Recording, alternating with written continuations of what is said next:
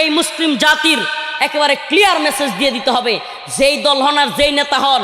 যুবক, তোমাকে বলি প্রিয় ভাই, তুমি যেহেতু আমার কথা শুনতে আসছো, যদি বলো আমাকে ভালোবাসো, আমিও তোমাকে ভালোবাসি এক আল্লাহর জন্য, যশ খ্যাতির জন্য না, আল্লাহর জন্য ভালোবাসি। আগামীকালকে যদি রফিকুল ইসলাম কোনো দলের দালালি শুরু করে, আগামীকালকে যদি কোনো দলের চাটুকারিতা শুরু করে, রফিকুল ইসলাম মাদানীকে ত্যাগ করবা। রফিকুল ইসলাম মাদানীকে দেখবার টাইম নাই, কিন্তু এই জাতি আর কখনো কোনো দেশের গোলামি করবে না। এইটা একবারে ক্লিয়ার করে দিতে হবে, যেই দলই হন।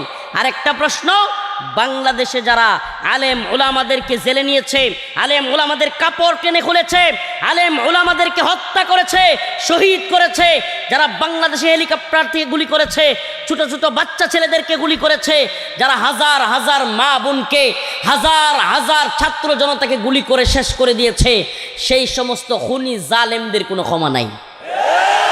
আমার ভাই শরীফ উসমান হাদির হত্যাকারীদের কোনো ক্ষমা নাই।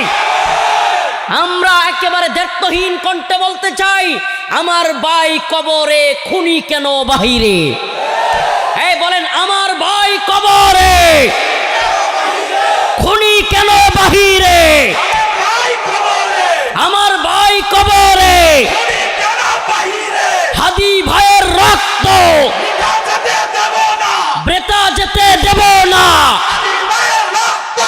আমি একটা কথা এই যুব সমাজের মধ্যে বলি, আমি ওই শাহবাগে হাদি চত্বর, নতুন নাম, নাস্তিকদের নাম পাল্টে আমরা নাম রেখেছি হাদি চত্বর, ঐতিহাসিক হাদি চত্বরে আমি একটা শপথ পড়িয়েছিলাম।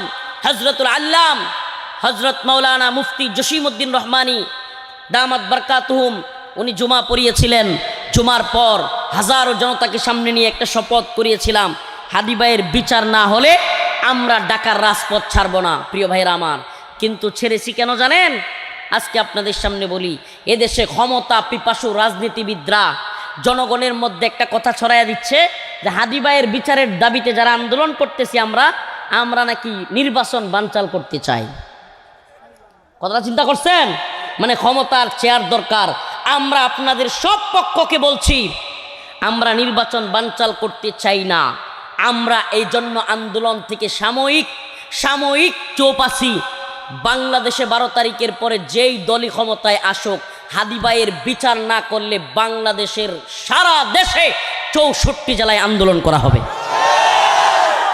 যেই ছেলেটা দেশটাকে ভালোবাসতো, যেই ছেলেটা এই জাতিকে ভালোবাসতো, সমস্ত জালেমদের বিরুদ্ধে বুক চেতিয়ে কথা বলতো, কি চেয়েছিল ভাই?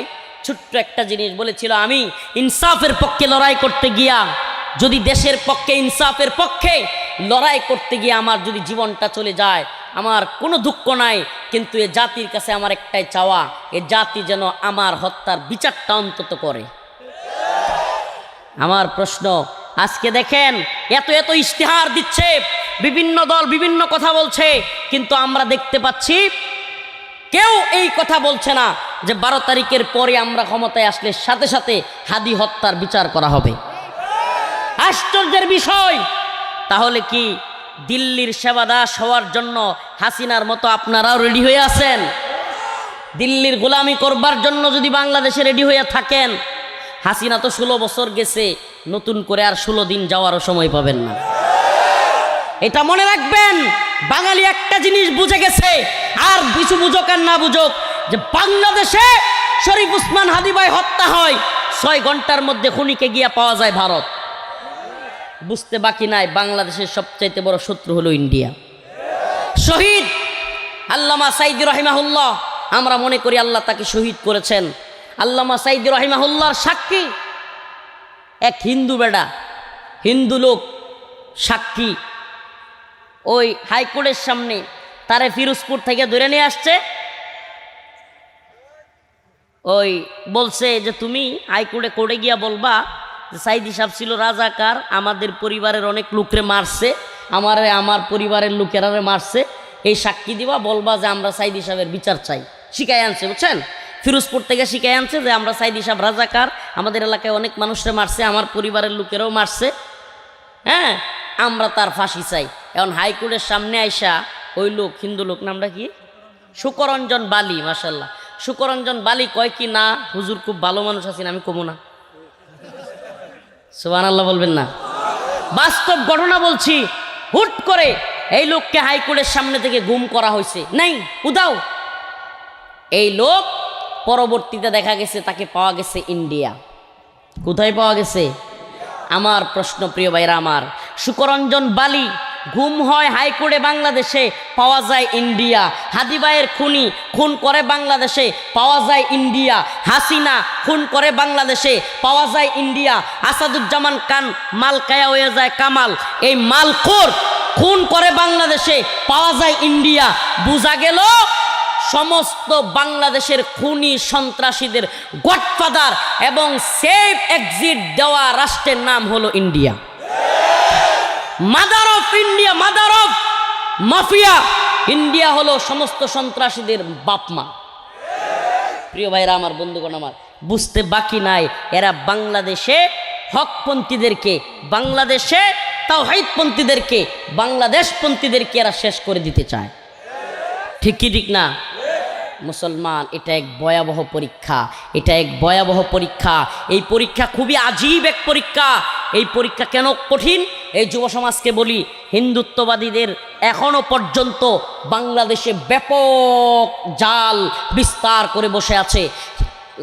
হিন্দুত্ববাদী ভারত ৭১ পরবর্তী বর্তমান ২০২৬ পর্যন্ত এমন এক অক্টোপাসের জাল বাংলাদেশে বিছায় রাখছে, রয়ের জাল। এটা এমন এক জাল, আপনি মনে করছেন হাসিনা আওয়ামী লীগ চলে গেছে মানে সব শেষ। এটা ভাই ভুল ভাবতেছেন। এদের এ বি সি ডি এরকম প্ল্যানিং করা, এদের স্তরে স্তরে লোক আছে। এ গেছে, এ আওয়ামী লীগ গেছে, এইবার আরো অনেক রয়ে গেছে, অনেক স্তরে স্তরে। বাংলাদেশে মিডিয়া সেক্টরে বর্তমানে মিডিয়া সেক্টরে সবচাইতে বেশি বর্তমানে এই যে প্রথম আলো, ডেইলি স্টার সহ এই মিডিয়া সেক্টর পুরাটা ইন্ডিয়ার দখলে। আপনারা কি জানেন গত কয়েকদিন আগে মানিকগঞ্জে একটা বিশাল ভয়াবহ ঘটনা ঘটে গেছে, অনেকে শুনেনি নাই। কি ঘটনা? মুসলমান গার্মেন্টসে সোয়েটারে চাকরি করে, মুসলমান গার্মেন্টস সোয়েটারে হিন্দুদের সাথে, অনেক হিন্দুরাও চাকরি করে না, সম্পর্ক তৈরি হয়েছে। সম্পর্ক তৈরি হওয়ার পরে ওই মানিকগঞ্জে হিন্দুর বাড়িতে একসাথে থাকে, বেড়াইতে গেছে মুসলিম মহিলা এবং পুরুষ। ওই মানিকগঞ্জে যাওয়ার পরে ওই মুসলিম মহিলাকে ওই বাড়ির হিন্দু পরিবারের লোক সহ একাধিক কয়েকজন মিলে সংঘবদ্ধ দর্শন করছে। কয়জন জানেন? মিডিয়াতে কোনো আওয়াজ আছে? আচ্ছা বলেন, একটা মুসলিম মহিলা সংঘবদ্ধভাবে হিন্দুদের চাইতে ধর্ষিতা হয়েছে, এটা কি চারটেখানি বিষয়? আমার আপনার পরিবারের কোনো মা বোনের সাথে যদি এরকম হইতো, সংঘবদ্ধভাবে হিন্দুরা দর্শন করতো, এই জীবন দেখাইতে পারতাম মানুষের সামনে? বলেন না। অথচ এই মিডিয়ার কোনো হইচই নাই, এই মিডিয়ার কোনো আওয়াজ নাই, এই মিডিয়ার কোনো কথা নাই। বাংলাদেশে আওয়ামী লীগের সময়ে এমনও গেছে ওলামায়ে কেরামকে বেরি পড়াইয়া, রশি লাগাইয়া, হাত করা পড়াইয়া, গরুর রশি দিয়া বিশাল বড় বেরি লাগাইয়া, হেলমেট লাগাইয়া একেবারে কুরবানি সার গরুর মতো টেনে টেনে নিছে। জুলুম করে নাই? এমনও জুলুম হয়েছে যে ফাঁসি দিছে, অন্যায়ভাবে ফাঁসি দিছে, ওই আসামির কবরে গিয়াও জুতা মারতেছে। নাউজুবিল্লাহ। কুমিল্লার ঘটনা। প্রিয় ভাইরা আমার, বন্ধুগণ আমার, ওগুলো করা দল এখন আইসা মানবতার কথা কইয়া চিল্লায়। অসংখ্য মানুষ কারাগারে থেকে জানাজা পড়তে পারে নাই, মায়ের জানাজা, ভাইয়ের জানাজা, স্ত্রীর জানাজা পড়তে পারে নাই, আমাদের সাথে ছিল। আমি নিজে ভিকটিম, আমার আপন চাচাতো ভাই, আমার চাচা, আরও অসংখ্য পরিবারের লোক হারিয়েছি, জানাজা পড়তে পারি নাই। কিন্তু এই মিডিয়া কোনো দিন কোনো তুলপাড় করে নাই, কোনো দিন কোনো কথা বলে নাই। আমরা বলছি না যে আওয়ামী লীগের কোনো লোক মারা গেলে তারেও জানাজায় শরীক হইতে দিয়েন না, নাউজুবিল্লাহ। এত বর্বর আমরা না, এত জালেম আমরা না। অবশ্যই কেউ পরিবারের মারা গেলে তাকে জানাজায় শরীক হইতে দেওয়া উচিত। তার যদি অপরাধ থাকে সেটা বিচার হবে, কিন্তু তাকে তার পরিবারের কাছে আসতে দেওয়া উচিত।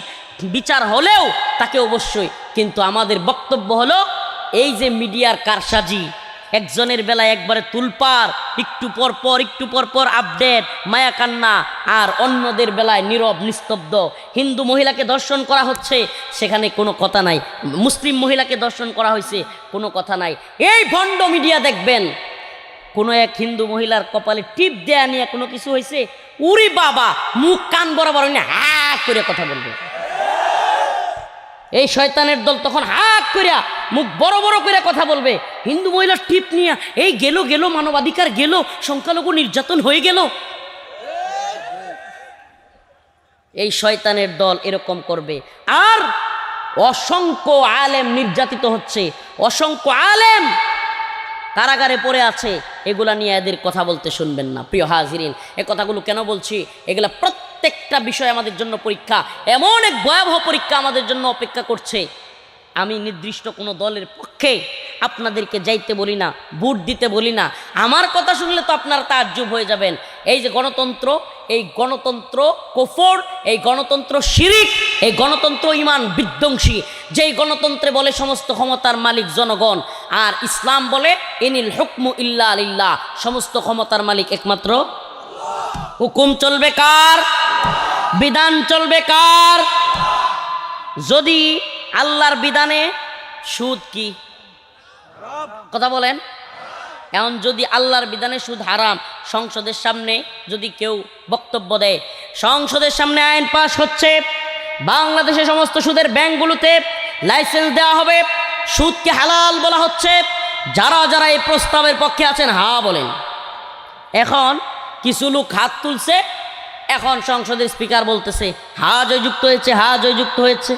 ওরে শয়তানের দল, আল্লাহ যেটারে হারাম করছে এটারে তোরা হালাল করবার মতো দুঃসাহস তোদেরকে কে দিল? এই বামপন্থীরা কি কথা বুঝেন নাই?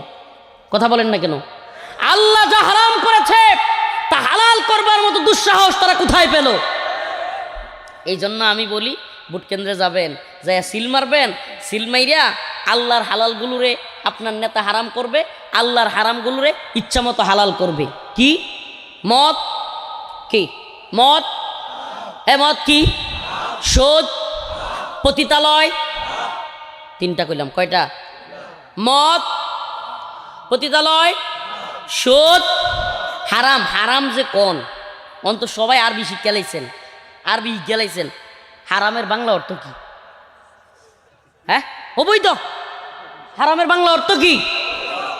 অবৈধ। নাইলে তো বুঝবেন না, একটু পরে ব্যাখ্যা বুঝবেন না, কথাটা বুঝাইতে তো হবে আপনাদেরকে। প্রিয় ভাইরা আমার, বন্ধুগণ আমার, নাইলে ওই বেটার মতো হয়ে যাবো। ওই যে মক্কা মদিনায় গেছিল, পরে বাংলাদেশে আসছে, আইসা কয় যে কেমন হজ করলা, উমরা করলা? আরে আর কয়ও না, সব আরবিতে কয়, খালি আজানডার একামতটা সারা।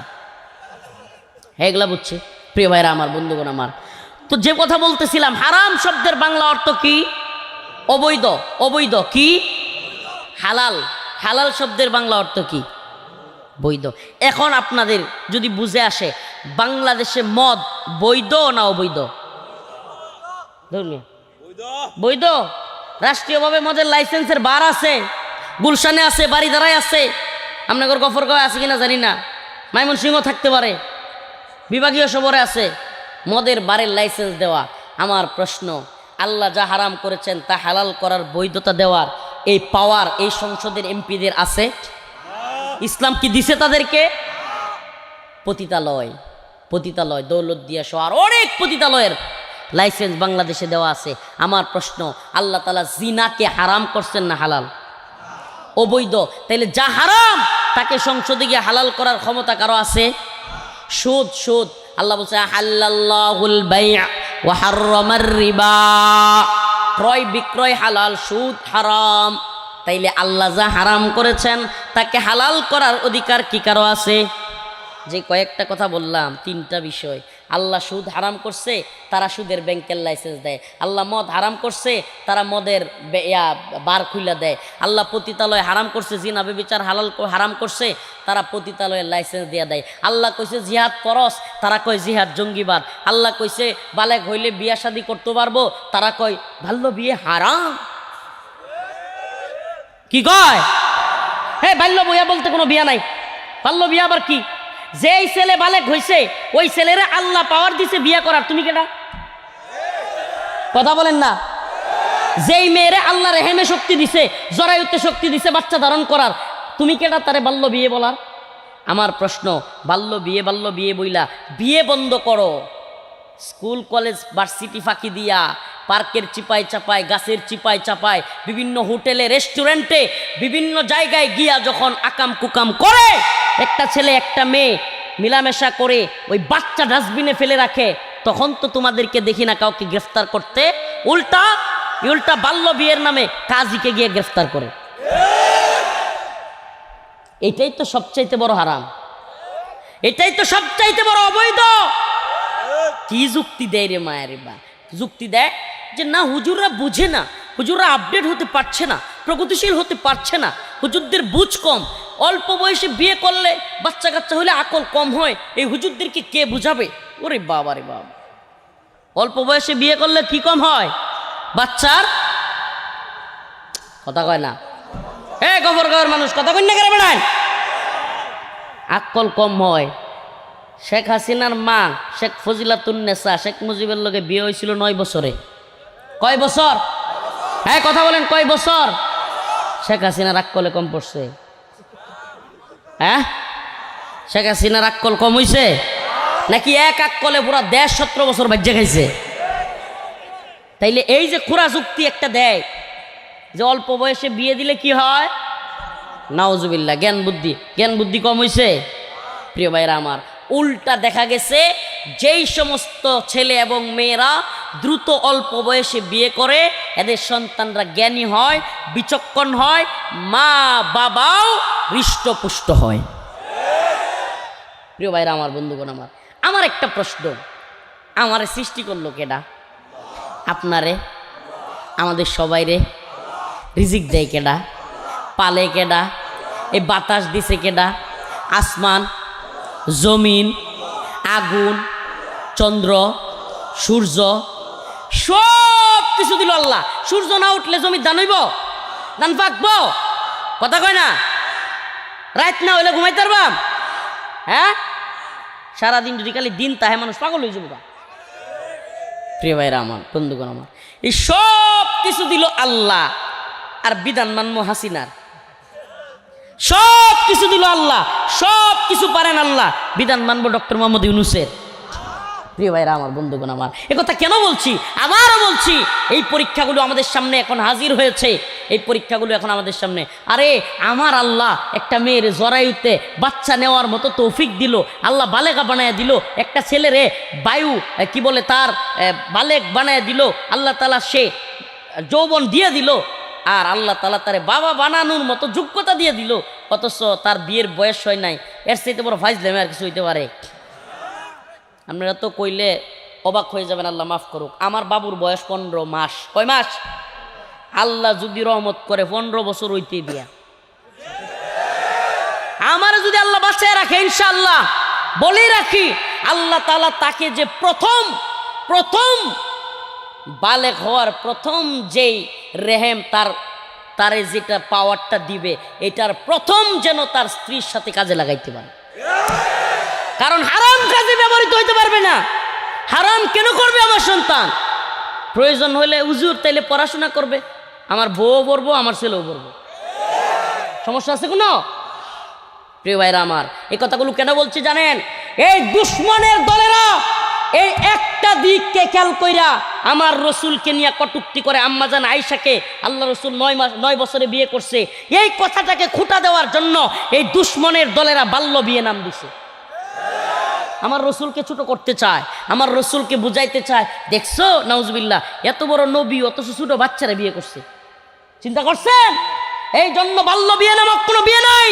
আমার রসুল 9 বছর বয়সে বিয়ে করছে, শেখ মুজিব তার বউকে 9 বছর বয়সে বিয়ে করছে, অথচ বাল্য বিয়ের ছুতো দিয়া সমাজের মধ্যে বিয়েকে কঠিন করবে, জিনাকে সহজ করবে। আমরা এই সমাজ হইতে দিব না। আমরা বিয়েকে সহজ করব। কি করব? বিয়েকে সহজ করব, জিনাকে কঠিন করব। যেই সমাজে বিয়ে যত সহজ, সেই সমাজে জিনা তত কঠিন।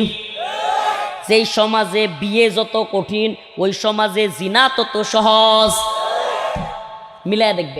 মিলায় দেখবেন যেই বাড়ির পোলাপান অল্প বয়সে বিয়ে করে, দেখবেন ওই বাড়ির পোলাপান ভালো আছে। জিনা বেবিচার পালায় যাওয়ার দরকার নাই, হোটেল রেস্টুরেন্ট এনে হেনে যাওয়ার দরকার নাই। সুবহানাল্লাহ, ঘরে বউ আছে মাশাআল্লাহ। যদি সংস্থা থাকে, অবস্থান থাকে, একটার জায়গায় 2টা করে দিবেন আল্লাহ। আস্তে আমার মা বোনেরা কিন্তু খেপারাক করে নেব। প্রিয় মা ও বোনেরা, আপনাদের কষ্টের জন্য বলছি না, কথাটা এই জন্য বললাম, ইনসাফ, হক, আমানত রক্ষা করতে হবে। তারপরে যদি এমন অবস্থান থাকে যে হ্যাঁ একজন স্ত্রীর সে হক আদায় করছে, তার ইনসাফ করছে, তার খাওয়া দাওয়া, বরণ পোষণ, মানসিক শারীরিক সমস্ত বিষয়গুলো সে দেখভাল করতে পারছে, এবং স্ত্রী দেখতেছে সে তার স্বামীর আরও হাজত রয়ে গেছে, এটা স্ত্রী বুঝবে এবং স্বামী বুঝবে, তখন আমার মা বোনদের প্রতি অনুরোধ থাকবে ওই স্বামীকে অবশ্যই দ্বিতীয় বিয়ে করবার সুযোগ দেওয়া উচিত। কারণ আপনি সুযোগ না দিলে আপনার সেই স্বামী পরকীয়ায় গিয়া জড়াবে, আপনার সেই স্বামী অন্য মেয়ের সাথে গিয়া ডেটিং ফেটিং করবে, বিয়ে করাইলেন না কিন্তু ঠিকই পরকীয়া কইরা জিনা বেবিচারে শরীক হবে। কথা কন না? বাংলাদেশে যত আকাম কুকাম হইতেছে বিভিন্ন হোস্টেলে, বিভিন্ন পতিতালয়ে, আমি চ্যালেঞ্জ করে বলতে পারি পতিতালয়গুলোতে বেশিরভাগ যায় হলো বিবাহিত পুরুষেরা। কেন যায়? কারণ অবিবাহিতদের পতিতালয়ে যাইতে হয় না, অবিবাহিতদের জন্য গার্লফ্রেন্ড নামক নতুন এক আবিষ্কার হয়েছে। এরাই বর্তমানে এদের সাথে নাউজুবিল্লাহ বিভিন্ন আকাম কুকাম করে। এরা কিন্তু পতিতালয়ে যায় না, এরা হোটেলে যায় না, বিবাহিতরাই বেশিরভাগ ওই জায়গাগুলোতে যাইতে হয়। কেন? কারণ তো তাদের তো ওই যে এত সময় না, টাকা খাওয়ায়া, ফুচকা খাওয়ায়া, পিটিং সিটিং দিয়া, লম্বা সময় 2-3 বছর প্রেম কইরা, 5 বছর রিলেশন কইরা এরপরে একদিন রাজি করাবে, ওই সময় তাদের হয় না, হবেও না। তাদের দরকার সরাসরি, নাউজুবিল্লাহ এই কথাগুলো একটু আমাকে ক্লিয়ার বলতে হচ্ছে। আমার মা বোনদের কাছেও মাপ চাচ্ছি, ভাই বাবা সবার কাছে ক্ষমা চাচ্ছি। আমাদেরকে এই সমাজের নোংরামিগুলো আপনাদের সামনে তুলে ধরতে হচ্ছে। আমরা দেখছি আজকে পরকীয়ার বিষে বিষাক্ত হয়ে অনেক পরিবার ধ্বংস হয়ে যাচ্ছে, স্বামী স্ত্রীর মধ্যে বিবাহ বিচ্ছেদ হয়ে যাচ্ছে, অনেক পরিবার সন্তান রাইখাও আজকে জঘন্য পরিস্থিতির দিকে চলে যাচ্ছে। এই পরিস্থিতি একমাত্র এড়াইতে পারে যেই পথ, فانكحوا ما طاب لكم من النساء مثنى وثلاث ورباع। আল্লাহ বলেছেন, আল্লাহর কথা, আমার কথা না রে বাবা, আল্লাহর কথা। ফানকিহু, তোমরা বিয়ে করো। কি করো? সুবহানাল্লাহ। তোমরা কি করো? বাবা চাচাদেরকে বলি, মা চাচিদেরকে বলি, আমার যুবক ভাইদেরকে, যুবতী বোনদেরকে দ্রুত বিয়ের ব্যবস্থা করে দেন। দেখতে দেখতে আরো একটা শীত চলে গেল। আমার যুবক ভাইরা, যুবতী বোনেরা কেন বিবাহ ব্যতীত থাকবে? অবশ্যই অবশ্যই তাদেরকে বিয়ে দিতে হবে। আমার মাঝে মাঝে মন চায় কি জানেন, এই নির্বাচনী মিছিল মিটিং বাদ দিয়া আমি একটা বিশেষ একটা সংস্থা চালু করি এবং বিশেষ একটা ক্যাম্পেইন চালু করি, দ্রুত বিয়ে দেওয়ার ক্যাম্পেইন। এটা আমার বিরাট আশা। আমার মন চায় যে আমাকে যদি কেউ হেল্প করে, অনলাইনে অফলাইনে সব লাইনে দ্রুত বিয়ের জন্য যে যুবকেরা যোগাযোগ করবে, যে যুবতী আমাদের বোনেরা যোগাযোগ করবে, কুফু বিলেয়া ইনশাল্লাহ আমরা বিয়ের ব্যবস্থা করে দিব। এটা কেন মনে চায় জানেন? এই সমাজে যদি জিনা ব্যভিচার কমে, হারাম কাজ কমে, অবৈধ মেলামেশা কমে, কোনো জারজ সন্তান তৈরি হবে না, কোনো কুলাঙ্গার তৈরি হবে না, দেশ জাতির বিরুদ্ধে, ইসলামের বিরুদ্ধে যাওয়া নাস্তিক মুরতাদ তৈরি হবে না, হারাম জাদা তৈরি হবে না, হালাল সন্তান তৈরি হবে। মুহাম্মদ বিন কাসেম, সুলতান মাহমুদ গজনবী, সুলতান সালাউদ্দিন আইয়ুবীর মতো বীর পুরুষ জন্ম নিবে। এই হারামজাদারা কি ভালো হয়?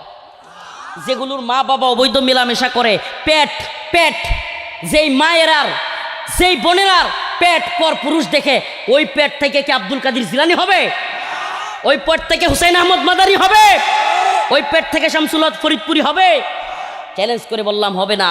যেই পেট জীবনে কোনো পর পুরুষ দেখে নাই, ওই পেট থেকে আল্লাহর ওলি জন্ম নিবে। অতএব কখন আমরা সমাজকে ভালো করতে পারবো? যখন আমাদের সমাজে বিয়েকে সহজ করা হবে। দেখেন, মজার জন্য বলছি না, কাউকে কষ্ট দেওয়ার জন্য বলছি না, এটা কোনো খামখেয়ালির বিষয় না রে ভাই। হারাম, হারাম তো হারাম। আচ্ছা, আপনি হারাম করতেছেন আবার জান্নাতের আশা করেন, এটা কিভাবে হইতে পারে? আল কাইসু মান দানা নাফসাহু ওয়া আমিলা লিমা বাদাল মাউত ওয়াল আজিজু মান আতবা নাফসাহু হাওয়াহা ওয়া তামান্না আলাল্লাহ। আল্লাহ রাব্বুল আলামিন, আল্লাহ রাসূল সাল্লাল্লাহু আলাইহি সাল্লাম বলেন, আল কাইসু মান দানা নাফসাহু ওয়া আমিলা লিমা বাদাল মাউত। জ্ঞানী তো সেই ব্যক্তি, বিচক্ষণ তো সেই ব্যক্তি যে তার কবরে যাওয়ার আগে, মৃত্যুবরণ করবার আগেই তার সামানা তৈরি করে। কি তৈরি করে? মৃত্যু মৃত্যুর আগে যে সামানা তৈরি করে, আমল তৈরি করে, সেই হলো জ্ঞানী। ওয়ালা আজিজুমান আতবা নাফসাহু হাওয়াহা ওয়া তামান্না আলাল্লাহ। আর নির্বোধ বোকা তো সেই ব্যক্তি যে কিনা দুনিয়ায় খালি আশা করে, ও তামান্না আলাল্লাহ, কিন্তু নেক আমল করে না। নেক আমল নাই, আল্লাহর কাজ নাই, খালি নাফরমানি। ছেলেরা বিয়ে করায় না, মেয়েরে বিয়ে দেয় না, মেয়ে গিয়ে আরেক ছেলের লগে ডেটিং মারে, ছেলে গিয়ে আরেক মেয়ের লগে ডেটিং মারে। প্রিয় ভাইরা আমার, ওই চাচা যদি নামাজও পড়ে, আল্লাহর কাছ থেকে সে জবাবদিহির আওতার থেকে খালি হবে না, খালি হবে না, এটা মনে রাখতে হবে। প্রিয় ভাইরা আমার, যে আয়াত তিলাওয়াত করেছিলাম, আল্লাহ তাআলা বলেন, ইয়া আইয়ুহাল্লাযীনা আমানুস্তাঈনু বিস-সাবরি ওয়াস-সালাহ। আয়াতের তরজমা করে, তাফসীর করে সংক্ষিপ্তভাবে আমি শেষ করতে যাচ্ছি। আল্লাহ পাক বলেন, ইয়া আইয়ুহাল্লাযীনা আমানু, হে ঈমানদাররা, ইস্তাঈনু, তোমরা আল্লাহর কাছে চাও, বিস-সাবরি ওয়াস-সালাহ, সবর এবং নামাজের মাধ্যমে। হে যুবক ভাইরা, হে যুবতী বোনেরা, যাদের বিয়ে হচ্ছে না, আল্লাহ পাকের কাছে চাইবা। কার কাছে? কেমনে চাইবা? নামাজের মাধ্যমে, রোজার মাধ্যমে, সবরের মাধ্যমে। পরীক্ষিত আমল, পরীক্ষিত আমল বলে যায়। আল্লাহর কাছে কোনো ব্যক্তি যদি, এই যুবকেরা, সোমবার বৃহস্পতিবার কন্টিনিউ রোজা রাখে, কিবার সোমবার বৃহস্পতিবার কন্টিনিউ রোজা রাখবে, আল্লাহর কাছে দোয়া করবে, আল্লাহর কাছে চাইবে, সবর করবে, ইনশাআল্লাহ দ্রুতই তোমাকে পরীক্ষিত আমল, পরীক্ষিত আমল। জেলখানায় আমি গুনাহগার মানুষ, কিন্তু কয়েকদিন করছিলাম, আলহামদুলিল্লাহ বের হওয়ার 8 দিনের মধ্যে বিয়ে করতে পারছি। আলহামদুলিল্লাহ বলেন। যুবকদেরকে বলছি, সোমবার বৃহস্পতিবার নফল রোজা রাখবেন, আল্লাহর কাছে চাইবেন, অচিরেই আবেদা সালেহা নেককার সুন্দরী স্ত্রীর ব্যবস্থা কে করে দিবেন? কে করে দিবেন? কয় হুজুর রিজিকের ব্যবস্থা এটাও আল্লাহ করবো। সুবহানাল্লাহ। কে করব? চাকরি, ব্যবসা, সব কিছুতে বরকত দিতে পারেন কে? মুনাফিকি যদি না থাকে, বিশ্বাস থাকে, আল্লাহর কাছে ছায়া দেখেন, আল্লাহ কাউরে ফিরিয়ে দেয় না। কসম করে বলি, কাফারা দিতে হবে না। কারাগারে যা চেয়েছি মাওলা পাক তা তো দিয়েছেন, আরো বেশি দিয়েছেন। ওয়ালা সাউফা ইউতিকা রাব্বুকা ফাতারদা। আল্লাহ বলেছেন, ও বান্দা আমার কাছে চাও, একদিন এমন দেওয়া দিব যে তুমি নিজে বলবা, আল্লাহ আমি রাজি খুশি হয়ে গেছি। সুবহানাল্লাহ।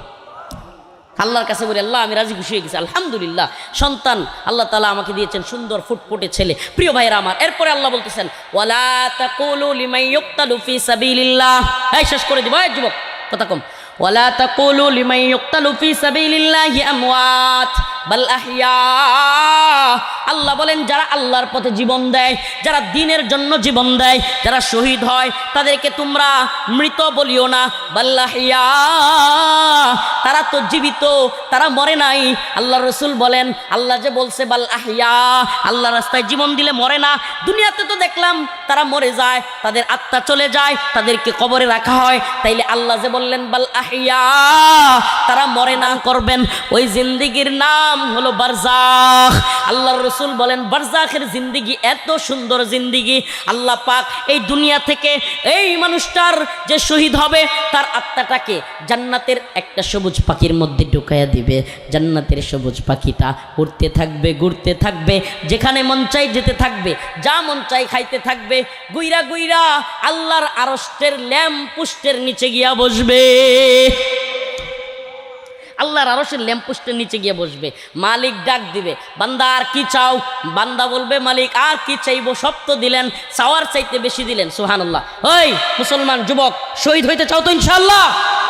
আল্লাহর দ্বীনের জন্য, ইসলামের জন্য, হিন্দুত্ববাদী, ব্রাহ্মণ্যবাদী, তাগুতি শক্তির বিরুদ্ধে যদি জিহাদ করতে হয়, শাহাদাত বরণ করতে হয়, কে কে প্রস্তুত আছো ইনশাআল্লাহ?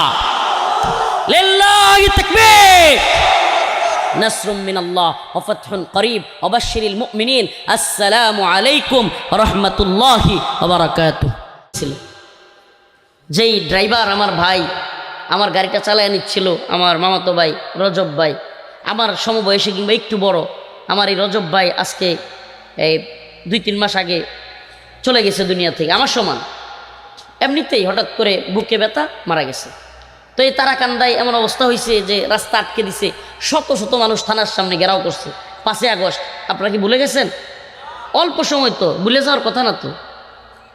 তো এই তো সেদিন এত বড় বিপ্লব, এত বড় আন্দোলন, এত বড় জীবন দেয়া, কিন্তু আজকে যাদের ওই ত্যাগের বিনিময়ে আমরা একটা সুন্দর রাষ্ট্রের আশা করেছিলাম, আজকে এরাই কফিনের মধ্যে ভর্তি হয়ে সিঙ্গাপুর থেকে এদের লাশ আসতেছে, চিৎকার করে করে। তার মা কান্না করতেছে। একটু আগে শরীফ ওসমান হাদি ভাইয়ের মায়ের কান্না দেখলাম। ছোট্ট একটা বাচ্চা রেখে গেছে, আমারও একটা ছোট বাচ্চা, মোহাম্মদ বিন রফিক, ওসমান হাদি ভাইয়ের ছোট্ট একটা বাচ্চা। নিজের ছেলেটার দেখলে, কালকে থেকে আমার ছেলেটার জ্বর, অসুস্থ, প্রচুর অসুস্থ। তারপরেও বাচ্চাকে ফেলে রেখেই ঢাকায় চলে গিয়েছিলাম। শপথ করালাম এই জাতিকে, চেষ্টা করলাম জাতিকে ঐক্যবদ্ধ করতে। জানি না আমরা কতটুকু পারবো। জাতিকে একটা জায়গায় ঐক্যবদ্ধ করতে চাই। আমার জাতি, আমরা হয়তো থাকবো না, আমাদেরকেও হয়তো শহীদ করে দেওয়া হবে। এই অভিনেতারা অভিনয় করতে করতে আমাদেরকেও জানাজা পড়াই দিবে। এই শয়তানগুলো, এই বদমাশগুলো, এই বাংলাদেশের তথাকথিত বাটপারগুলো আমাদেরকে উপরে উপরে দেখাবে যে বিপ্লবী বীর, এই সেই বলবে। কিন্তু এরা আমাদের যতটুকু না আমাদের শহীদ হওয়ার জন্য বা আমাদের ইন্তেকালের জন্য কান্না করবে, তার চাইতেও বেশি কান্না করবে প্রথম আলো আর ডেইলি স্টারের জন্য। এই ভারতীয় বাটপারদেরকে চিনবেন একটা জায়গায়, এটা হলো যেগুলা দিল্লির গোলামি করে, বাংলাদেশে এগুলো প্রথম আলো, ডেইলি স্টার এদের গোলামি করবে। এরা গিয়ে এখন কে বা কারা ডেইলি স্টার প্রথম আলোতে আক্রমণ করছে, ওমা হে বিএনপির বড় বড় নেতা, এনসিবির বড় বড় নেতা, অমুক দলের বড় বড় নেতা, এগুলা নিয়ে বিবৃতি দেওয়া শুরু করছে। ওরে বাবা, কি না কি জানি হয়ে গেছে, কি না কি জানি হয়ে গেছে। আসলে রিয়েলিটি হলো এরা দেশকে ভালোবাসে না, এরা এই জাতিকে ভালোবাসে না, এরা এই উম্মাকে ভালোবাসে না। এই উম্মার যুব সমাজ বারবার এদের কথায় জীবন দেয়। এদের ক্ষমতার লালসার শিকার হয়ে এই যুব সমাজ ধোঁকার মধ্যে পড়ে। কিন্তু এই যুব সমাজ কখনোই, যারা ইনসাফের রাষ্ট্র প্রতিষ্ঠা করতে চায়, এরা কখনোই ক্ষমতার স্বাদ পায় না। আমি আপনাদেরকে বলি, এই ছোট্ট জীবনে আমাদেরও একটা চাওয়া ভাই, আল্লাহ মাফ করো, কোনো অভিনয় জানি না তো, আপনাদের সামনে খোলামেলা কথা বলে যাই। আমাদেরও একটা চাওয়া, ওই যে আমার ভাই হাদি যেমন বলে গেছিল যে একটা ইনসাফের রাষ্ট্র প্রতিষ্ঠা করা যায়, অনেকে ছোট্ট জীবন লিড করতে চাই। আমাদেরও 70-80 বছর বাঁচার কোনো শখ নেই আসলে। 70-80 বছর বাঁচবো, বৃদ্ধ হব, নাতিপুতি দেখা যাব, নাতিপুতিরা বিয়ে করবে, হ্যাঁ, তারপরে তাদের সাথে আমোদ ফুর্তি হবে, অনেক সম্পদ হবে, যশ খ্যাতি হবে, কিংবা এই দেশে প্রধানমন্ত্রী হব, হ্যাঁ, এই দেশের ক্ষমতায় যেতে হবে। এই দেশে এগুলার কোনো খেয়াল আমাদেরও নাই। এরকম একটা জীবন লিড করতে চাই। আমরাও অন্তর থেকে এটা লালন করি যে ছোট্ট জীবন হোক, কিন্তু এই জাতিকে যেন বুঝাই যেতে পারি, ও আমার জাতি, তোমরা ইনসাফের পক্ষে, শরিয়ার পক্ষে, ন্যায়ের পক্ষে একটা রাষ্ট্র প্রতিষ্ঠার জন্য লড়াই করো, এবং তোমরা তোমাদের প্রকৃত শত্রুকে চিনো।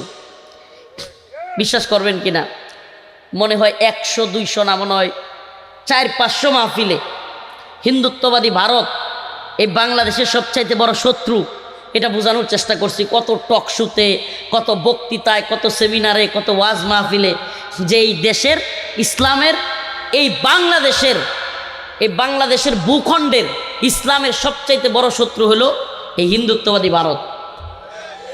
বিশ্বাস করবেন কিনা, এটা জাতির এতটা বুঝাইতে পারি নাই, কিন্তু এক শরীফ ওসমান হাদি ভাই জীবন দিয়া একবারে মানুষের সামনে সহজভাবে বুঝাই দিয়ে গেছে।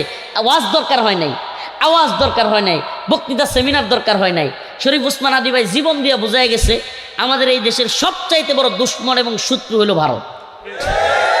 কারণ আমাদের এই দেশে এখানে শ্যুট করলে তারাকান্দায় শ্যুট করলেও এই খুনি আশ্রয় পায় কোথায়? এর চাইতে আরো বড় কোনো কারণ আছে? আমাদের বাংলাদেশে সাইদি রহিমাউল্লাহ এক বিশাল বড় আলেম, বিশাল বড় বক্তা ছিলেন, সর্বজন শ্রদ্ধেয় আলেম। ওমা, উনার নামে হুদাই উনি রাজাকারের মামলা দিছে, ফাঁসির রায় দিয়ে দিছে। পরবর্তীতে ছাত্র সমাজ, যুব সমাজ মানে নাই, তাদের মামলার রায় কাইটা যাবজ্জীবন। ওই সময় এক হিন্দু বেডারে সাক্ষী বানাইছে। কি করছে? বালা নাম মনে হয়। তো হিন্দু বেডারে আদালত চত্বর থেকে হঠাৎ করে দেখে যে নাই, আদালত চত্বর থেকে ওই হিন্দু যে কিনা সাইদি রহিমাউল্লাহর মামলার সাক্ষী বানাইছে। কি সাক্ষী দেবে? তারে টাকা পয়সা দিছে, ভয় দেখাইছে যে তুমি গিয়া সাক্ষী দিবা যে সাইদি ছিল রাজাকার, সাইদি আমার অনেক ক্ষতি করছে, সাইদিকে ফাঁসি দেওয়া হোক, এটা সাক্ষী দিবা তুমি। কারণ এই বেড়া ইসলাম আসছে, আমি সাক্ষী দিব না? আমি তো এত বড় আলেমের বিরুদ্ধে সাক্ষ্য দিতে পারি না। হুজুর তো আমাদের এলাকার এমপি ছিল, হুজুর ভালো মানুষ ছিল। এখন এই বেড়ারে আদালত চত্বর থেকে হঠাৎ করে গুম করে ফেলছে। চিন্তা করতে পারেন, বাংলাদেশের আদালত চত্বর থেকে গুম হয়েছে নাই, হঠাৎ করে তারে পাওয়া গেছিল কই জানেন? ইন্ডিয়া। তারা কোথায় পাওয়া গেছিল? ইন্ডিয়া। আপনি বুঝেন, আমি একটু মিলাই দিতেছি আপনাকে। বাংলাদেশের আদালত চত্বর থেকে একজন সাক্ষী গুম হয়, পাওয়া যায় কোথায়? বাংলাদেশ থেকে একজন নেতা গুম হয়, সালাউদ্দিন সাহেব বিএনপির, পাওয়া গেছে কোথায়? বাংলাদেশে হত্যা করে খুনি হাসিনা, পালায় কোথায়? মিলাই দেখেন, বাংলাদেশে হত্যা করে বাচ্চাদেরকে হেলিকপ্টার থেকে গুলি করার অর্ডার দেয়, মাল খায়া মদ খায়া টাল হয়ে থাকে কামাল, ওই স্বরাষ্ট্রমন্ত্রী কামাল রে পাওয়া যায় কোথায়? আপনি বুঝেন না? এরপরেও যদি আপনি না বুঝেন, আপনারা বুঝাইব কেডা? আপনি তো ওই লোকের মতো যে ঘুমাইলে মনে করেন দুনিয়ার খবর থাকে না, পরে হের লাইথিয়া নদীত ফেলাই দিলেও পুকুরও গিয়ে হয় ঘুমায়। আমাদের সমাজে কিন্তু এরকম হাম্মক কিছু ঘুমের লোক আছে, যেগুলারে ঘুম বেশি ঘুমাইলে পরে টাইনা নিয়ে আপনি প্রয়োজনে আরেক জায়গায় নিয়ে ফেলাই দিবেন, হে নৌকা ঘুমাইতে থাকবে। যদি আপনার অবস্থা এমন হয় তাহলে আপনি আর কি বুঝবেন বলেন না? মানে হাসিনার বাপের মূর্তি আমরা আন্দোলন করলাম, শেখুল হাদিস আল্লাহ মামুনুল হক দামাত বারকাতুহুম বললো, আমরা বললাম যে ধূপকলায় যাত্রাবাড়িতে যদি মূর্তি তৈরি করা হয়, মূর্তি আমরা বাইঙ্গা বুড়িগঙ্গায় ফেলে দিব। মুফতি ফয়জুল করিম দামাত বারকাতুহুম বললেন, সবাই বলল, মনে আছে আপনাদের? ওমা, আমরা শেখ মুজিবের মূর্তি বাইঙ্গা ফেলে দিচ্ছি, কুষ্টিয়ায় এক দুই জায়গায় মূর্তি বলা মানে ভাঙছেও, তখন কিন্তু হাসিনা ক্ষমতায়। কে ক্ষমতায় বলেন? হাসিনা ক্ষমতায় থাকা অবস্থায় তার বাপের মূর্তি ভাঙ্গা দেওয়া হচ্ছে, মূর্তি বানাইলে বুড়িগঙ্গায় ফেলে দেওয়া হবে বলা হয়েছে। একজন মানুষকে গ্রেফতার করছিল? করে নাই, কাউকে গ্রেফতার করে নাই, কোনো আলেমকে গ্রেফতার করে নাই। ওমা, যেমনি আমরা মোদির বিরুদ্ধে আন্দোলন শুরু করলাম, ওরি বাবা, একে একে মানে বাপের দরদ নাই, মোদির দরদ বেশি। আপনাদেরকে এর চাইতে আর কি বুঝাবো যে বাপের মূর্তি ভাঙা হচ্ছে, তবুও হাসিনা কোনো আলেমরে কি করে নাই, কারাগারে নেই নাই। কিন্তু যখনই মোদির বিরুদ্ধে বাংলাদেশে আমরা আন্দোলন করা শুরু করছি, একে একে আলেমদের সবাইকে গ্রেফতার করছে। সবার আগে যেই ছোট্ট মানুষটাকে গ্রেফতার করছে আপনাদের ছেলে, আপনাদের সন্তান রফিকুল ইসলাম মাদানী, সবার আগে। এটাকে আপনারা জানেন, ভুলে গেছেন? আপনাদের তারাকান্দার মানুষ, আমি পূর্বদলার, ময়মনসিংহের নেত্রকোনার নাম নাই বললাম, পূর্বদলার তারাকান্দা খুব কাছে, একসাথে লাইগাও আছে, একটা বর্ডার এক চাইতে কি আছে, লাইগাও আছে, তারাকান্দার পূর্বদলা। তো এই পাশের গ্রামের, আমি জেলখানায় ছিলাম, আপনাদের তারাকান্দার এক ছেলে, কেরানীগঞ্জের সুবেদার জেলখানার, কেরানীগঞ্জের জসিম ভাই, হায় রে জসিম ভাই কি হেল্প করছে সুবহানাল্লাহ। তারাকান্দার জসিম ভাইয়ের বাড়ি তারাকান্দার, একটা আলিয়া মাদ্রাসার শিক্ষিকা তার বউ।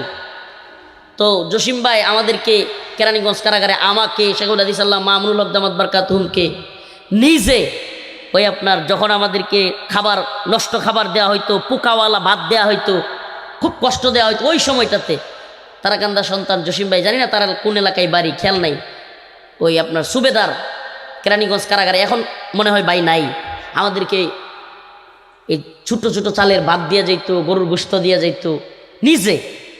তো এই যে আমি আপনাদের সন্তান, সেই হিসাবে তার যে দরদ, কারাগারে থাকা অবস্থায়ও আমি একবারে, এই যে মনে করেন এই চেয়ারের রুমটা হলো আমার, এই পাশের রুমটা হলো শেখুল হাদিস আল্লাহ মামুনুল হক দামাত বারকাতুহুমের, পাশাপাশি রুমে আছি আমরা।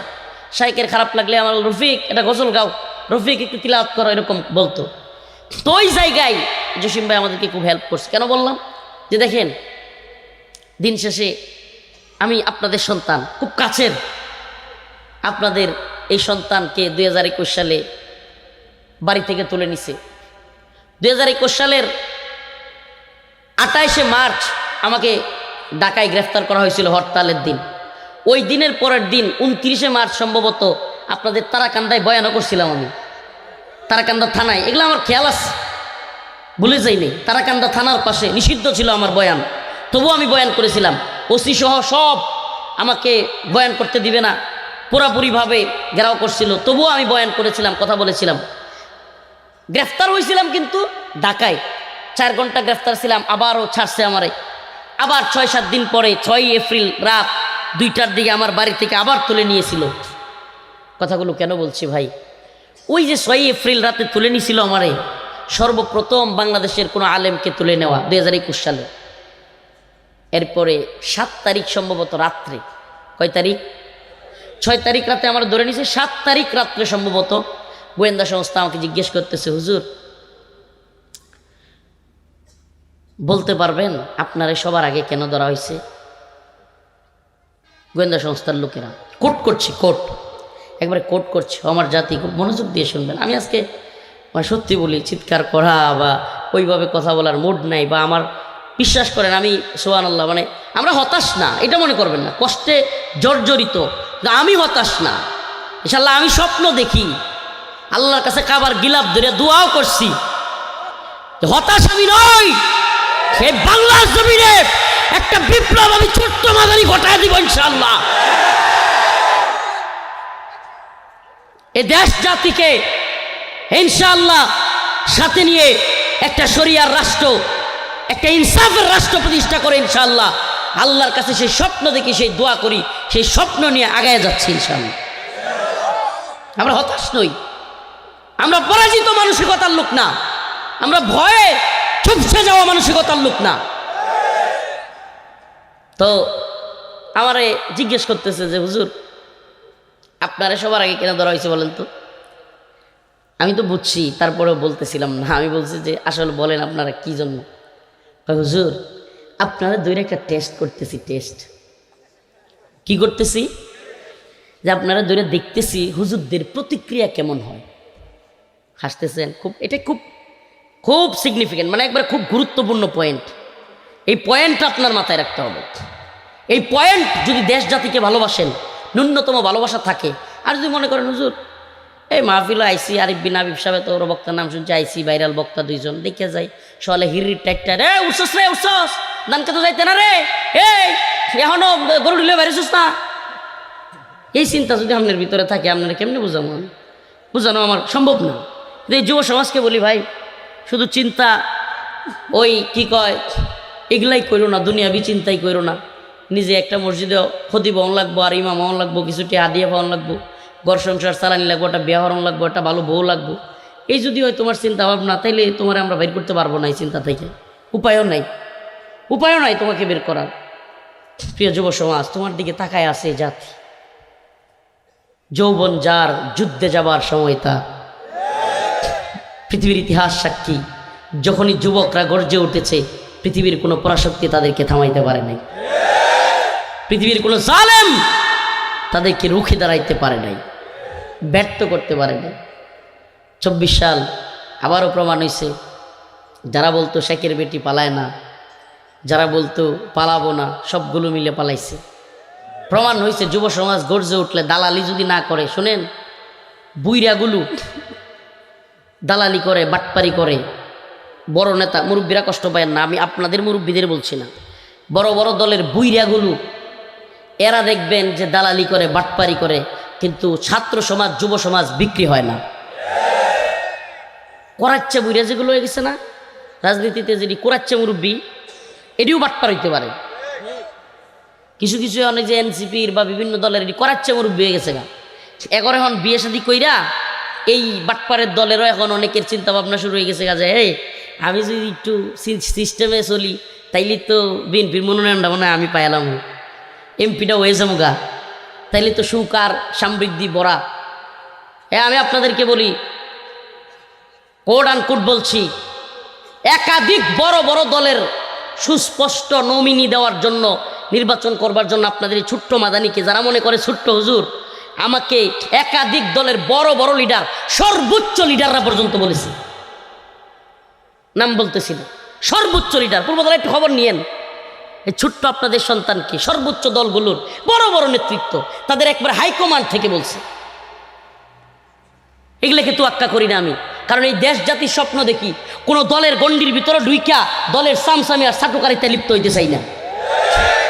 এই জাতির থাকতে চাই, জাতির উম্মার। দলের ভিতরে ঢুকে গেলাম মানে ওই দল যত খারাপ কাজ করুক আমার চুপ থাকতে হইব, কি করতে হইব? আমার চুপ থাকতে হইব। কারণ আমি যখন ওই দলের পলিসির মধ্যে ঢুকে যাব, তখন তাদের বিরুদ্ধে বললে তারা অবশ্যই বলবে যে আপনি আমাদের দল থেকে বের হয়ে যান। এটা আরও লজ্জার। এটা কি? এটা আরও লজ্জার। কারণ এরা স্বার্থের রাজনীতি করে। আল্লাহ মাফ করুক। আর আমরা স্বার্থের রাজনীতি করি না। দুইটা কি এক হইল? একদল স্বার্থের রাজনীতি করে লোক, আর আমরা স্বার্থ রাজনীতি ঘৃণা করি। তো এই জায়গায় এক হইতে পারে না। তো বলতেছিলাম, আমাকে বলতেছে যে হুজুর বলেন তো কেন আপনাকে সবার আগে গ্রেফতার করা হয়েছে? আমি বললাম যে ভাই আমি তো জানি না, বলেন তো আপনি। আমি তো বুঝতে পারছি। বলতেছে যে আপনাকে দইরে আমরা একটা পরীক্ষা করতেছি যে হুজুরদের মধ্যে প্রতিক্রিয়া কেমন হয়। খুব গুরুত্বপূর্ণ পয়েন্ট। কি কেমন হয়? যে হুজুররা প্রতিক্রিয়া কেমন দেয়। হুজুররা হরতাল দেয়া দেয় কিনা, অবরোধ করে কিনা, মিছিল মিটিং সমাবেশ করে কিনা। উমা, হুজুররা মিটিং মিছিল করব দূরের কথা, অনেক বড় বড় শায়েক, অনেক বড় বড় দলের নেতা, অনেক বড় বড় হুজুর ডিজিএফআই, এনএসআই, গোয়েন্দা সংস্থার লগে তাড়াতাড়ি সম্পর্ক তৈরি করতেছে। ভাই আমারে ধইরেন না, ভাই আমারে ধইরেন না। আল্লাহকে সাক্ষী রেখে বলছি, কোট অ্যান্ড কোট হেফাজতের খোদ, হেফাজতের মহাসচিব আল্লামা নুরুল ইসলাম জিয়াদি সাহেব হুজুরের মাদ্রাসায় আমি যখন গাজীপুর জেলা কারাগারে, গাজীপুর আদালতে তোলা হচ্ছে, এই মুহূর্তে নুরুল ইসলাম জিয়াদি সাহেব রহিমাহুল্লাহ, আল্লাহ তার কবরকে জান্নাতের বাগান বানায় দিক, হুজুরের মাদ্রাসায় হেফাজতের মহাসচিব, ওখানে একটা ছোট্ট মিটিং চলতেছিল, হেফাজতের অনেকেই ছিল সেখানে।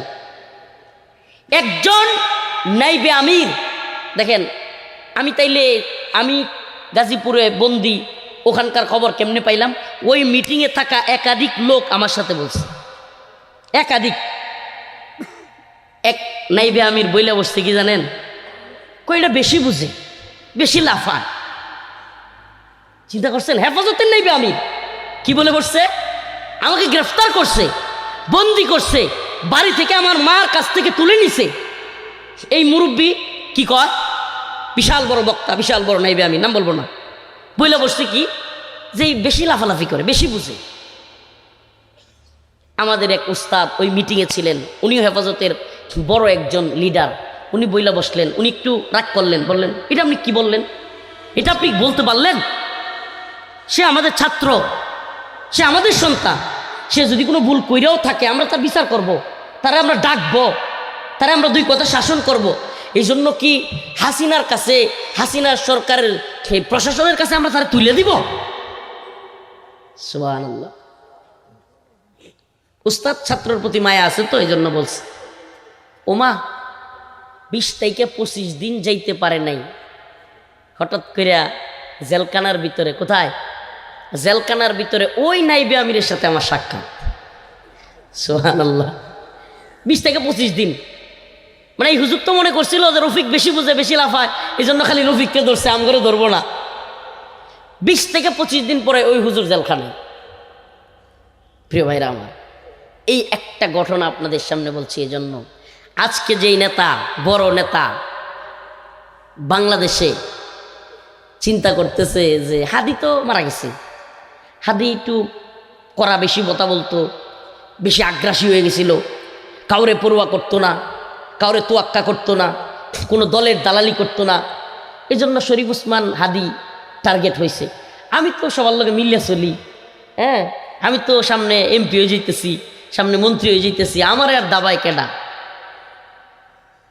যদি আপনাদেরকে বলি, যদি হিন্দুত্ববাদী আগ্রাসন আমরা সম্মিলিতভাবে আন্দোলন করে বন্ধ করতে না পারি, অচিরেই ওই হাদির লিস্টে অনেকগুলো নাম ঢুকে যাবে।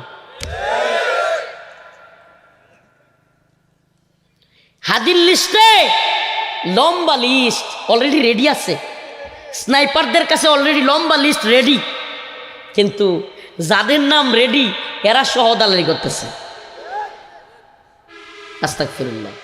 এদের অনেক কেউ, কারণ বাংলাদেশে হিন্দুত্ববাদীরা একটা গোলামের সরকার চায়। কি চায়?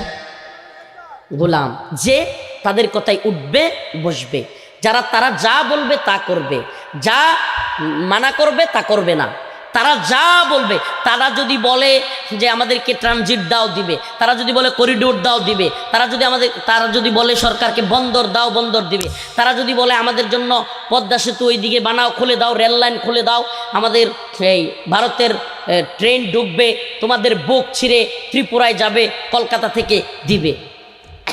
তারা যদি বলে যে বিশাল আম পাঠাও, ইলিশ পাঠাও, সব দিবে। এই ধরনের একটা সরকার ভারতের দরকার। বাংলাদেশে এরকম একটা গোলামের সরকার ইন্ডিয়ার দরকার। এই জন্য ইন্ডিয়ার এই গোলামির জিঞ্জিরে আবদ্ধ সরকার দরকার বলেই যেই সরকারি আসুক ইন্ডিয়া চায় তারা যেন তাদের গোলামি করে। প্রিয় ভাইরা আমার, বন্ধুগণ আমার, তা আমরা কি আল্লাহর গোলামি করব না হিন্দুত্ববাদীদের? বলেন, আমরা কি আল্লাহর গোলামি করব না হিন্দুত্ববাদী ভারতের? ওই যে কোরআনের আয়াত তিলাওয়াত করলাম, আল্লাহ রাসূল সাল্লাল্লাহু আলাইহি ওয়াসাল্লামের ওই ঘটনা আল্লাহ তাআলা স্মরণ করায় দিচ্ছেন যে ওয়াইদ ইয়ামকুরু বিকাল্লাযীনা কাফারু লিয়ুসবিতুকা ওয়া ইয়াকতুলুকা ওয়া ইখরিজুক ওয়া ইয়ামকুরুনা ওয়া ইয়ামকুরুল্লাহ। আল্লাহ পাক বলতেছেন, স্মরণ করেন ওই দিনের কথা যখন আপনাকে বন্দী করতে চাইছিল। এই ঘটনাটা একটু বলেই শেষ করব আমার আলোচনা। প্রিয় ভাইয়েরা আমার, দারুণ দোয়া একটা পার্লামেন্ট কাফের মুশরিকদের। ওই পার্লামেন্টে আবু জাহেল, উতবা, সাইবা, বড় বড় নেতারা একত্রিত হইল যে মুহাম্মদ বেশি বাইরে গেছে, মুহাম্মদরে থামাইতে হবে। নাউজুবিল্লাহ সাল্লাল্লাহু আলাইহি ওয়াসাল্লাম। তাইলে মুহাম্মদরে থামানোর বুদ্ধি কি? তো তারা মিটিং ডাকলো, সর্বদলীয় মিটিং, সমস্ত কাফেরদের মাথারা মিলে বৈঠক ডাকলো। ওই বৈঠকের মধ্যে সিদ্ধান্ত হবে যে কেমনে মুহাম্মদরে থামানো যায়। ওই বৈঠকের মধ্যে এক বৃদ্ধ লোক ঢুকলো। তাকে সবাই জিজ্ঞেস করলো যে আপনি কেডা? সে বলল, আমি নজদি এলাকা থেকে আসছি, আমি তোমাদের এই বৈঠকে উত্তম পরামর্শ দিতে চাই। আসলে সে নজদ থেকে আসা কোনো লোক না, সে ছিল ইবলিস শয়তান। সে কে? ইবলিস শয়তান। ওই শয়তান বুদ্ধি দিচ্ছে। এবার ওই পার্লামেন্টের ভিতরে সর্বপ্রথম একজন লোক দাঁড়ায় গেল, বলল যে আমার পরামর্শ হলো আউ ইউসবিতুক। একজন বলল তাকে বন্দি করা হোক, মুহাম্মদকে বন্দি করে ফেলা হোক, সে আর বের হতে পারবে না, সে কিছু করতেও পারবে না। ওই যে মুরব্বী বেশে শয়তান গেছিল, সে চিৎকার মারা দাঁড়ায় গেল, আরে না, বন্দি করলে লাভ নাই, মুহাম্মদের যে একজন রব আছে সে তাকে বের করে নিবে, সাল্লাল্লাহু আলাইহি সাল্লাম বের করে নিবে। সে বের হইয়া আবার তোমাদের বিরুদ্ধে যুদ্ধ ঘোষণা করবে, তার লোক তোমাদের বিরুদ্ধে যুদ্ধ কইরা তোমাদেরকে বন্দি করবে, এটা হবে না। আরেকজন দাঁড়ায় বলল, ঠিক আছে, তাইলে আউ ইউখরিজুক, তাকে বের করে দেওয়া হোক। যদি দেশ থেকে বের করে দেওয়া হয়, সে আমাদের কোনো ক্ষতি করতে পারবে না, সে আমাদের সামনেও থাকলো না, তাকে বহিষ্কার করে দেওয়া হলো মক্কা নগরী থেকে, সে আসতেও পারবে না, তাইলে আমাদের কোনো বিড়ম্বনা নাই, ক্ষতি নাই। এই শয়তান আবার দাঁড়ায় গেল, না, এই মতো গ্রহণযোগ্য না। কয় কেন? বলতেছে যে যদি তোমরা বের করে দাও তাইলেও সে আবার চলে আসতে পারবে। আয়সা তার যে কণ্ঠ, তার যে মায়াবী সুর, সবাইকে একত্রিত কইরা তোমাদের বিরুদ্ধে যুদ্ধ ঘোষণা করবে, মক্কা নগরী থেকে তোমাদেরকে বিতাড়িত করে দিবে। এবার আবু জাহেল বলল, তাইলে একটা কাজ করা যায় যে মক্কার সমস্ত গোত্র থেকে একজন একজন করে শক্তিশালী যুবক যোদ্ধা, বড় বড় তরবারি নিবে, শক্তিশালী যোদ্ধারা এক একজন এক একটা তরবারি নিবে, এক একজন এক এক গোত্রের হবে, সমস্ত গোত্রের লোকেরা মিলে। আবু জাহেল বলল যে মুহাম্মদকে হত্যা করা হবে, নাউজুবিল্লাহ। সে বলল যে তাইলে কি হবে? আবু জাহেল বলল, যদি সব গোত্রের লোকেরা মিলে মুহাম্মদকে হত্যা করি, তাইলে মুহাম্মদ যে গোষ্ঠীর, যে বংশের, বনু হাসিম, কুরাইশদের একটা গোষ্ঠীর নাম ছিল কি? বনু হাসিম। যে বনু হাসিম তাইলে আমাদের বিরুদ্ধে দাঁড়াইতে পারবে না। প্রিয় ভাইরা আমার, বন্ধুগণ আমার, ওই সিদ্ধান্ত অনুযায়ী রাসূলুল্লাহ সাল্লাল্লাহু আলাইহি সাল্লামকে হত্যার চক্রান্ত করা হলো। সব গোত্রের একজন একজন যুবক দিয়া মুহাম্মদকে হত্যা করা হবে। নাউজুবিল্লাহ। আল্লাহর রাসূলের কাছে হযরত জিবরাইল আমিন আসলেন, খবর পাঠালেন। আল্লাহর নবীর কানে কানে বললেন, ইয়া রাসূলুল্লাহ, ইয়া হাবিবাল্লাহ, আপনি আপনার ঘর ছেড়ে দেন, মক্কা নগরী ছেড়ে দেন। আপনার রবের পক্ষ থেকে, আপনার প্রভুর পক্ষ থেকে আদেশ এসেছে, এই জনপদ ছেড়ে দিতে হবে, আপনাকে চলে যেতে হবে, হিজরত করতে হবে। আল্লাহর রাসূল সাল্লাল্লাহু আলাইহি ওয়াসাল্লাম আল্লাহ পাকের কথাই হিজরত করলেন। ও মুসলিম উম্মাহ, ও তারাকান্দার মুসলমান, ও প্রিয় যুব সমাজ, কেন তোমাদের সামনে আল্লাহর নবীর ওই হিজরতের কথা স্মরণ করাইয়া দিলাম? কেন আপনাদেরকে ওই কথাগুলো মনে করিয়ে দিলাম? একটাই কারণ, মুহাম্মদে আরবীকে যেমন হত্যা করতে চেয়েছিল, আজকেও যারা শরিয়া প্রতিষ্ঠা করতে চায়, যারা ইসলাম প্রতিষ্ঠা করতে চায়, যারা ইনসাফের সমাজ প্রতিষ্ঠা করতে চায়, ওই সমস্ত জালেমরা, ওই সমস্ত তাগুতেরা তাদেরকে হত্যা করতে চায়। ওই সমস্ত জালেমরা তাদেরকে হত্যা করতে চায়।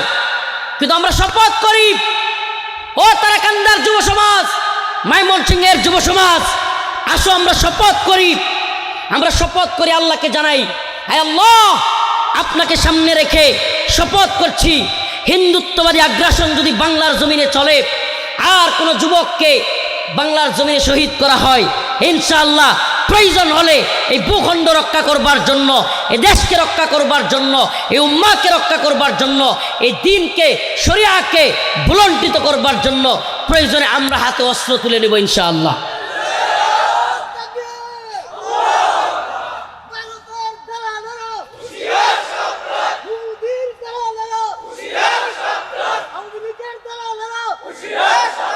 ও প্রিয় উম্মাহ, প্রিয় যুব সমাজ, তোমাদেরকে আমি বিনীত অনুরোধ করব, ভাই, বিনীত অনুরোধ করব তোমাদেরকে, তোমরা এই গদবাদা ওয়াজ শুনতে আসা আর এইভাবে যদি চিন্তা করো, বিশ্বাস করো ভাই, আল্লাহ না করুক আগামীকালকে তোমরা আমাদেরকেও হারাবে, এভাবেই হয়তো বিপ্লবীরা চলে যাবে। আমি ছোটোবেলা থেকে অন্তরে বিপ্লবের স্বপ্ন লালন করি, এই উম্মাকে নিয়ে একটা বিপ্লব ঘটাবো এবং সেই বিপ্লবের সামনের সারিতে থাকব, এই চিন্তা ছোটোবেলা থেকেই করি, এই স্বপ্ন ছোটোবেলা থেকেই লালন করি। আপনাদেরকে বলে যাই যে এই স্বপ্নটা আপনারাও লালন করেন। আমরা কারও গোলামি করব না, আল্লাহর জমিনে আল্লাহর গোলামি করব। আল্লাহর জমিনে কার গোলামি করব? আল্লাহর রাসূল বলেছেন, ইসাবাতান মিন উম্মতি আহরাজাহুমুল্লাহু মিনান নার, ইসাবাতুন তাগজুল হিন্দা ওয়া ইসাবাতু মা ঈসা ইবনে মারইয়াম। আমার উম্মতের দুইটা দল কিয়ামতের আগে হিন্দুত্ববাদী ভারতের বিরুদ্ধে, হিন্দুস্তানের আগ্রাসী শক্তির বিরুদ্ধে যুদ্ধে লিপ্ত হবে। ইসাবাতুন তাগজুল হিন্দা, যার একটা দলের নাম, যার একটা যুদ্ধের নাম হবে গাজওয়াতুল হিন্দ, সেই হিন্দে যারা শরীক হবে, আল্লাহ পাক তাদের সমস্ত গুনাহ মাফ করে তাদেরকে জাহান্নামের আগুন থেকে মুক্তি দিয়ে জান্নাতের আলা মাকাম দান করবে। আমার রাসূলের কথা সত্য, আমরা সেই মুজাহিদিনদের কাতারে শরীক হইতে চাই, সেই জিহাদে শরীক হইতে চাই। আল্লাহর রাসূলের কণ্ঠে, আল্লাহর রাসূলের কথাই বিশ্বাস স্থাপন করে সেই গজওয়াতুল হিন্দে শরীক হয়ে হিন্দুত্ববাদী বড় বড় নেতাদেরকে আল্লাহর রাসূল বলেছেন মুজাহিদরা বিজয়ী হবে। হিন্দুত্ববাদী বড় বড় নেতাদেরকে টেনে হিচড়ে গলায় রশি বেঁধে বাইতুল মাকদিসের দিকে নিয়ে যাব, সেই স্বপ্ন আমরা লালন করি। ইনশাআল্লাহ বিজয় আমাদের হবে। নাসরুম মিনাল্লাহ ওয়া ফাতহুন করিব ওয়া বাশশিরিল মুমিনিন। আসসালামু আলাইকুম ওয়া রাহমাতুল্লাহি ওয়া বারাকাতুহু।